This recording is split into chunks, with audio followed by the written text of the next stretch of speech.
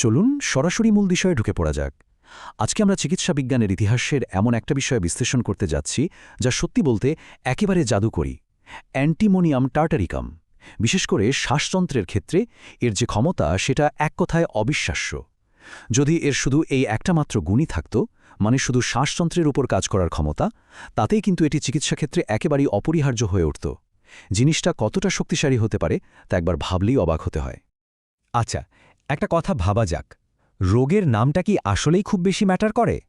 সাধারণত শ্বাসযন্ত্রের কোনো সমস্যা হলে নির্দিষ্ট একটা ডায়াগনোসিসের ওপরই তো সবচেয়ে বেশি জোর দেওয়া হয়। কিন্তু নিরাময়ের উপায় খোঁজার ক্ষেত্রে রোগের গালভরা ডাক্তারি নাম জানাটাই কি সবসময় সবচেয়ে বড় ব্যাপার? এই প্রশ্নটাই কিন্তু চিকিৎসার ক্ষেত্রে একদম নতুন একটা দৃষ্টিভঙ্গির দরজা খুলে দেয়। আর ঠিক এটাই আজ আমরা দেখব, কিভাবে একটা সুনির্দিষ্ট উপসর্গ রোগের নামের চেয়েও অনেক বেশি গুরুত্বপূর্ণ হয়ে উঠতে পারে। তো চলুন গভীরে যাওয়া যাক। পর্ব ১, সার্বজনীন শ্বাসযন্ত্রের প্রতিষেধক। এই নির্দিষ্ট প্রতিষেধকটির ক্ষেত্রে রোগের যে কেতাবি বা অফিসিয়াল নাম থাকে তা একেবারেই গৌণ। ব্রঙ্কাইটিস, নিউমোনিয়া, হুপিং কাশি কিংবা ধরুন হাঁপানি, নামগুলো শুনলেই তো বেশ ভয় লাগে। মনে হয় যেন এগুলোর জন্য আলাদা আলাদা ভীষণ জটিল সব চিকিৎসার দরকার। কিন্তু আশ্চর্যের ব্যাপার হলো, অ্যান্টিমোনিয়াম টার্টারিকাম এই প্রত্যেকটা রোগের ক্ষেত্রেই ম্যাজিকের মতো সার্বজনীনভাবে কাজ করে। মূল সমস্যাটাকে ডাক্তারি ভাষায় কী নামে ডাকা হচ্ছে সেটার কার্যকারিতার উপর আক্ষরিক অর্থেই কোনো প্রভাব ফেলে না। এটি তার নিজের মতো করে সমান তালে কাজ করে যায়। পর্ব ২, সবচেয়ে গুরুত্বপূর্ণ উপসর্গ। বড় বড় রোগের নাম থেকে মনোযোগটা এবার একটু সরিয়ে নেওয়া যাক, কারণ আমাদের তাকাতে হবে সেই প্রকৃত শারীরিক লক্ষণের দিকে যা আসলে নিরাময়ের আসল সিগন্যাল। বুকে প্রচুর পরিমাণে কফ জমা, আর তার সাথে এক ধরনের কর্কশ ঘরঘরের শব্দ। এই লক্ষণটাকে কিন্তু হেলাফেলা করার কোনো উপায় নেই।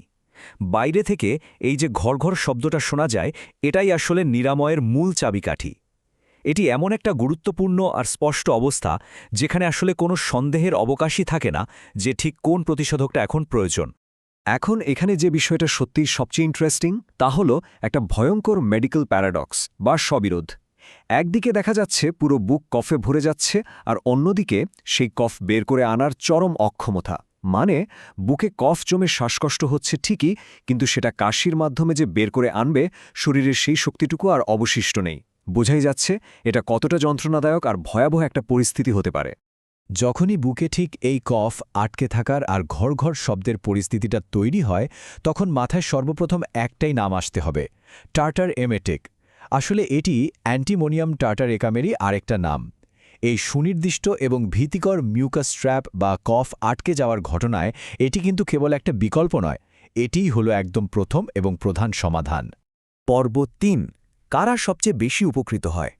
এই অবস্থায় কারা সবচেয়ে বেশি ভালনারেবল বা অরক্ষিত থাকে সেটা জানাটাও কিন্তু সমান জরুরি।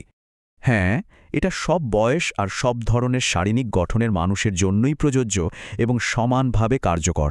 শিশু থেকে শুরু করে প্রাপ্তবয়স্ক যে কারোর মধ্যেই এই লক্ষণগুলো দেখা দিলে এটি প্রয়োগ করা যায়। মানে সার্বজনীনভাবে এটি দারুণ কাজ করে। তবে এর পরেও এমন একটা নির্দিষ্ট গোষ্ঠী আছে যাদের জন্য এটা বলা যায় আক্ষরিক অর্থেই জীবনদায়ী। মানব জীবনের দুই প্রান্তের মানুষ, বিশেষ করে শিশু আর বৃদ্ধরা, এই দুই বয়সের মানুষরা কিন্তু শারীরিকভাবে সবচেয়ে বেশি দুর্বল থাকে।